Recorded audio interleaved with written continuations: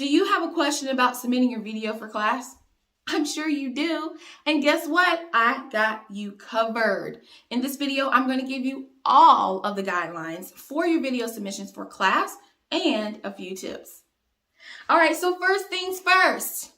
You got to make a video to submit your speeches. Yes, you do. You have to make a video to submit to the class for us to see you. The first important thing is we need to see you. We have to see you. So you want to find a space that is well lit, that is quiet, and doesn't have a whole lot of distractions going on. And then you want to make sure that we can see you, okay? So the requirement is this. You need to do a shot where we can see you. How you see me right now in this video is called a wide shot, all right? You can see myself, at least 3/4 of my body, and the shot behind me, the space behind me wide, okay? You can do your videos in a wide frame, or you can do your video in a tall frame. Either way works, but I need to be able to see majority of your body. Fair enough? This is important because it goes to your delivery, all right? I need to be able to see if you're making gestures. I need to be able to see if you're standing still or if you're hopping around. And it is important that the audience can see you clearly. So find a space in your home, find a space at a friend's house. I've had students do their speeches after church in a sanctuary. That's totally fine. I've had students do their speeches at work, after work, on their lunch break. I even had students do their videos in a stock room. It doesn't matter. No one's going to judge your background. No one's going to judge your house or your space. It's just important that we can see you and we can hear you clearly. All right. So that's the first thing in your video submissions. We need to be able to see you. We need to be able to hear you when you're speaking. You also want to avoid having a lot of background noises like TVs, video games, and music. Okay. The whole goal is that you are the star of your videos, and we have to be able to hear you and see you well.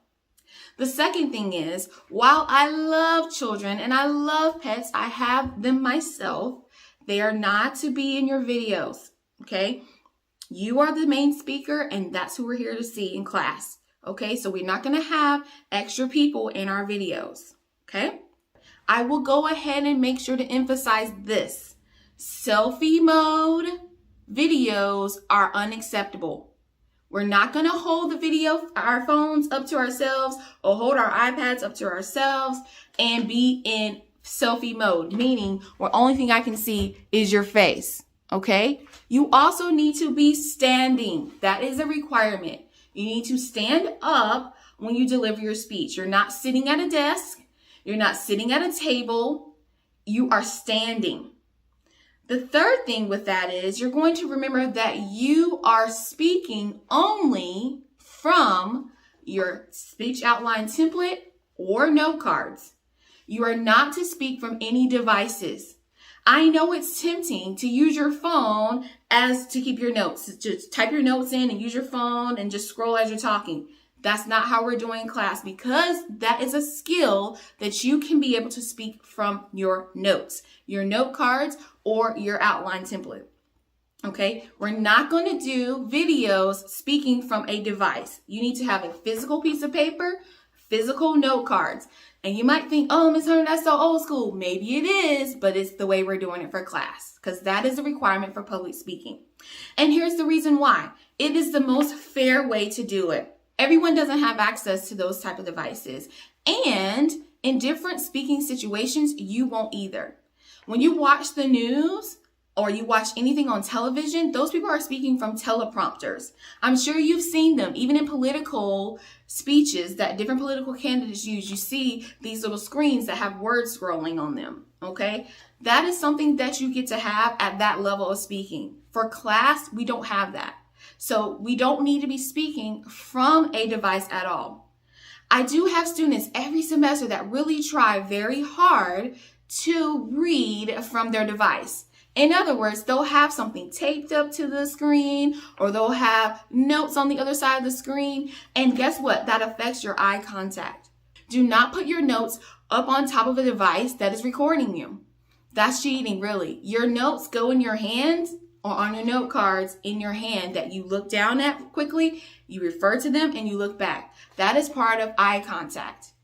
Every time you do that, it is noticeable. You may think it's not, but it is. Because when you're speaking and you're looking directly at the camera, which means you're looking at the audience, and then you look off to the side and you're doing this number and you're reading over here and you think that you're doing really, really well, I'm sure you can see right now that I'm not looking at you because I'm looking at a pretend note cards over here that I should be holding in my hand, and I'm not actually giving you eye contact because I'm not looking at you. Does everyone see how that works? The requirement is that you use your notes and or note cards, and it's okay if you take a pause. You see me in the videos take pauses as well. Sometimes I look down at my notes and then I bring my eyes right back up and keep talking. Do not use a device at any point to speak from. Devices in class for your speeches can be used for your visual presentation. Later on, I have a whole video on how to do visual presentations for class, for your videos. For your first speech, all you have is just your transcript, your notes, and yourself, okay? So you're not going to be reading from devices. Don't hold your phone and try to read from your phone. Don't hold an iPad. Don't try to read from the screen of a computer, a laptop, or anything of that nature. You need to stand up. You need to have your notes in your hand, and you need to deliver the speech as you practice it, okay? No devices. The next thing that I want to emphasize is that I am requiring that you do not edit your video. Does everyone understand?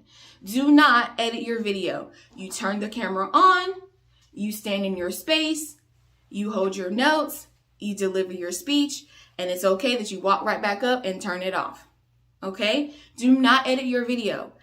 When you look at television and you look online and you see all the cutesy things that pop up and you have lower thirds. Lower thirds are the words when the words come up at the bottom where it says, "Hi, I'm Gilbert Bays," and his name pops up at the bottom. Lower thirds and memes and pictures that pop up on the screen. We're not doing that for class. Okay? You are the star, and your visual presentation will be there to aid you as we go along. But do not edit your videos. Do not put side swipes in there and different transitions in the video. Do not cut the video and try to take pieces out. Just go straight from the beginning to the end. Do not edit your videos at all. If you edit your videos, the penalty could actually fail you, because I'm telling you that is a requirement that you not do that. That is considered cheating in this course. Do not edit your videos. And as we go along, you will learn and see that it's totally okay to take a pause if you need to gather your thoughts. Speakers do that in person. Speakers do that on television. It's okay. I'm not expecting you to do it perfectly, but I am expecting you to do your best and to follow these guidelines. Okay? So we talked about how to frame our video. We talked about the lighting. We talked about that we need to hear each other. We talked about that we're not going to use devices, that we're going to use our notes or our note cards. And we talked about the fact that we're not going to edit our videos. We're just going to do it from start to finish and upload it.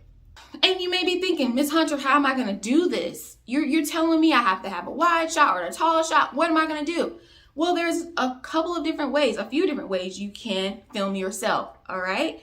You can prop your phone up on some books, on a shelf in your room, on a place in your home, so that it can stand stationary and you can film yourself. And you can simply walk up to it, start it, back up, do your speech, walk up to it, turn it off. You may also decide to have a person, a family member, or a friend hold your phone. I've had students do that. I will just say, if someone's holding your phone or your device to film you, we don't need any special effects. There's always a student that their friend loves to zoom in and move around and all this. They don't need to do that. They don't need to do anything special except hold the phone, the device, the iPad, whatever it is, and film you. They need to be as still as possible because we don't want a whole lot of shaking around, okay? You may also choose to get a stand. Right now I'm using a tripod stand. It was 15 bucks from Amazon. It holds my phone, which I'm recording my video on right now, and it doesn't move, and I can put it up high, I can put it up low, I can turn my phone around, whatever. I'm not saying that's a requirement for class. It's not, but if it's something you want to consider, you can totally do that. All right, so you can prop your device, you can have someone hold it, you can use a stand or a tripod of some sort. You could also use your laptop webcam. That's totally fine, but still you will need to back up and stand up. So you're going to have to prop your laptop or your device, your iPad, whatever you're using to record yourself. You're going to need to prop it so that we can see you. Okay, so the possibilities are endless. I'm not asking you to do anything super extreme, but I am asking that whatever you do, that it is still, that there's good lighting, there's good volume, that we can hear you. That means you're going to have to speak up for your videos. And it's totally fine if you have to do a jimmy rig, as they say, to prop your phone or prop your device. It's totally fine. There's no judgment. Okay. I want to make it as easy as possible for you because this is 100% online. We want to make sure we have on proper attire when we're speaking. I know that everyone may not have, a Hollywood style wardrobe. That's not what I'm asking for. What we're saying for your speeches when you deliver your videos is that you are dressed business casual.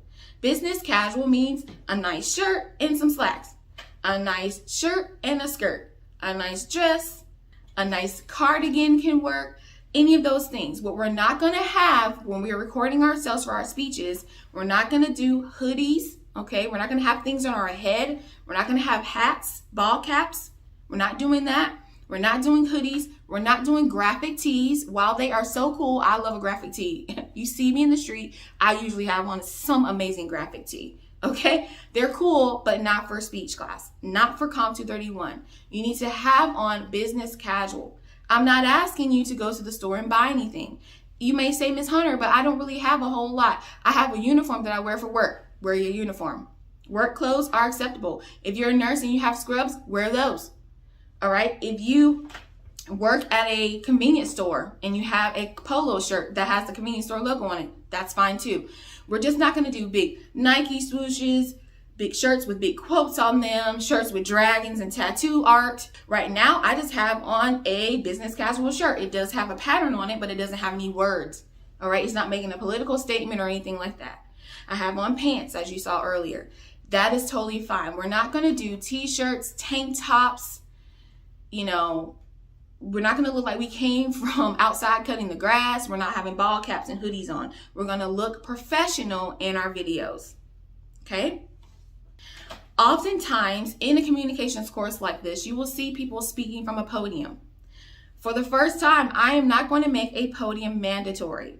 All right. If you were to take this class face to face, you would walk up to the podium and stand at the podium and speak.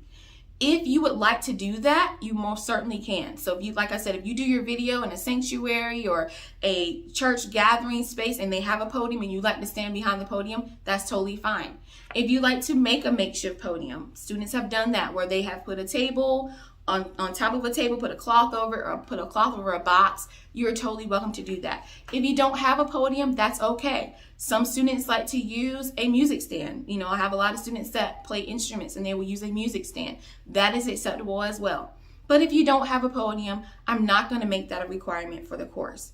So if you would like to speak from a podium or from some sort of structure that you create that is like a podium, you're more than welcome to do that. If you don't have a podium, that is totally okay. You just need to stand with your notes and your note cards as you're speaking. Okay? I've actually had students also stand in their kitchens and have, use the counter space sort of almost like a podium in a way because they're trying to display their visual presentation using their countertops. That's totally fine. Okay? But you don't have to have a podium, but if you would like to speak from one, because some people feel more comfortable speaking at a place like that, at a structure like that, that is fine. Okay, so last but not least, our props. Some students like to have props while they are speaking. They want to show an item. That is totally fine. However, you need to email me and make sure that your prop is approved for class. So if you want to show something while you are speaking in your speeches, you need to just simply email me and say, Ms. Hunter, I would like to use this for a prop while I'm speaking. Okay? Okay, so I have gone through all the major guidelines for your videos. I've told you how to do it, the structure of how to do it. I told you what not to do, and I've given you a couple of tips on some things in case you feel like you're running into some issues. If you have a problem at any point in time, please be sure to email me. Do not wait until the last minute. This is going to require that you practice your speech so you know what you're going to say, and also practice your video setup, however it is that you're going to set it up, because you can practice it out and see what you're going to do before you turn it in. So don't wait until the last second and then panic and say, Ms. Honor, I need you to start thinking ahead about this, okay? It's not hard. I'm trying to make it as easy as possible, but we've got to have some guidelines to make sure that it's fair across the board for everyone, and so that you can produce and present your best speech. All right? Let me know if you have any questions. I look forward to your speeches, and I'll see you guys in class.